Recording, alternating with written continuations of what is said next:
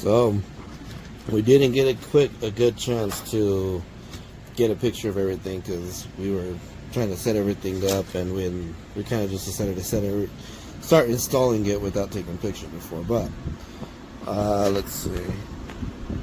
This little piece is like the junction box, whatever you want to call it, where the power distributor.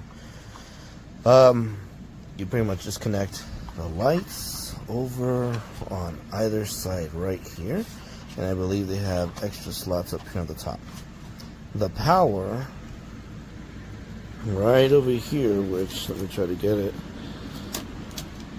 is this little touch button. Now you'll plug in on the side here, you'll plug in that part into the wall. It's over here, it's all kind of crazy, but you'll know which one is which. But I didn't know where to plug in this part. So you plug it in right here on the smart sensor area. Don't try to plug it in here, it doesn't do anything. You can't even get it in there. You can't get it in there. But this piece right here, if you were to touch that, I have it disconnected right now from the wall, obviously. But if you touch it, it's not a push, so don't try to push it. Just touch it, and then the lights will come on.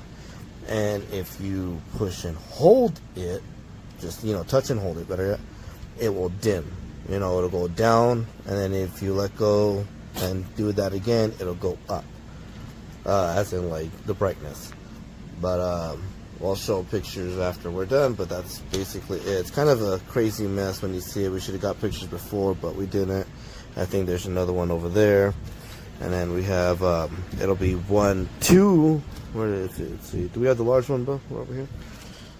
It'll be one large one two large one like this, with just an extra large, 2 of these medium ones, and then 2 of these small ones. I have another one, but that's basically what you'll get in the box.